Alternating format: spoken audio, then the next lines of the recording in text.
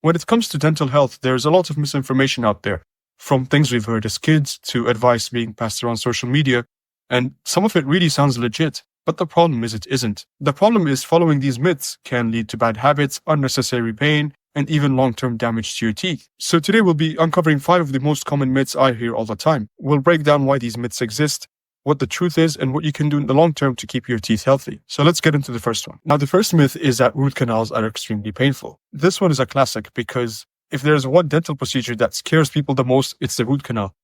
And the actual procedure is meant to relieve pain and not cause it. So why do so many people think that root canals are painful? It's probably because of the reason that led you up to needing a root canal in the first place. Now, when the nerve inside your tooth gets infected or gets inflamed, it can die in a very painful way.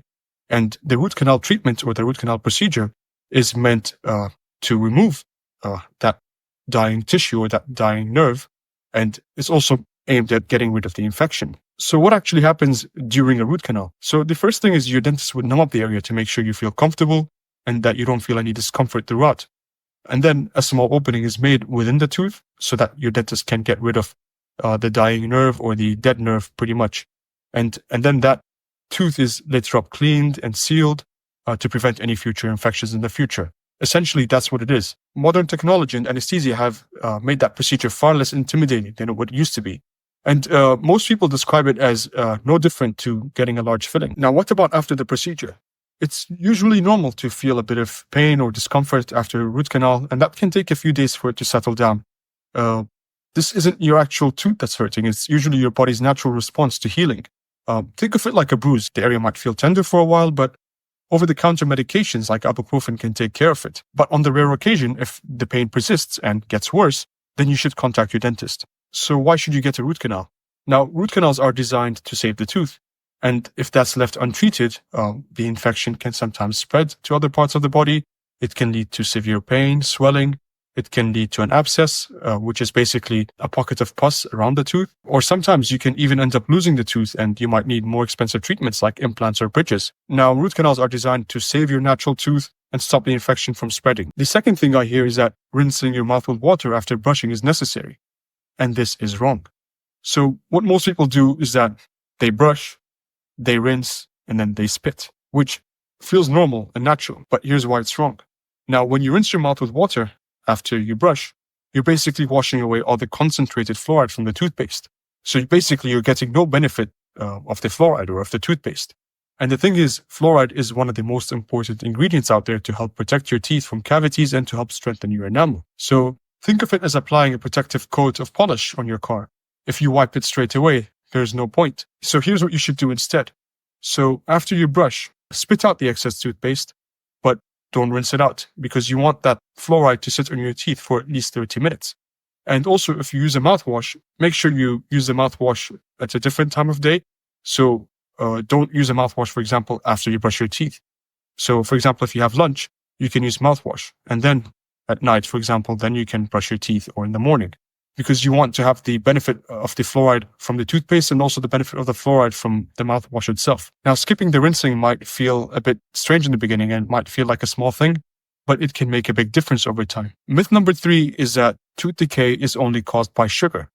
So sugar usually has a bad reputation and is usually seen as the villain when it comes to cavities. But that's not the whole story. Tooth decay or cavities are caused by acids and not just sugars. So here's how they work.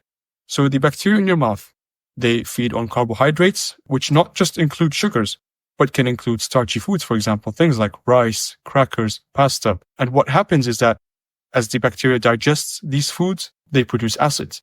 And it's these acids that end up attacking your enamel or weakening your enamel, and that's what leads to tooth decay. Now, if we break this down further, so for example, think of like a sticky candy, a toffee. If that stays on your teeth because it's sticky, and if that stays on your teeth for a long time and it's got lots of sugar, that can definitely contribute to tooth decay. But now, if you look at something else, for example, something starchy, that can actually be just as bad, like crackers, for example. Because what happens is that these starches are broken down into simple sugars. And it's these simple sugars which then end up being converted into acids, and that acid is what ends up attacking your enamel. Now, here's what we can actually do. So make sure you brush your teeth twice a day and use a floss just so you can clear away any food particles and plaque buildup. And the other important thing I suggest is try to limit frequent snacking. So you don't want to eat in between meals, or you don't want to have too many snacks in between meals. Make sure if you want to have a snack, try and have it after a meal or before a meal, just because you don't want to expose your teeth constantly to acid attacks or constant acid.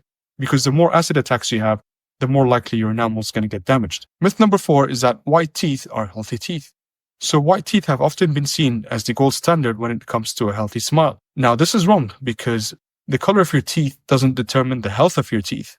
So, for example, if you have white or bright white teeth, you can still have issues like gum disease, cavities, enamel erosion. And on the flip side, you can have very yellow teeth, but they could be perfectly healthy. And that yellowish tint is usually from the dentin, or the second layer that's underneath your enamel, which is sort of yellow in nature because the enamel itself is translucent. So this myth has led to a lot of people overusing whitening products, thinking they're improving their dental health, but they're just purely cosmetic.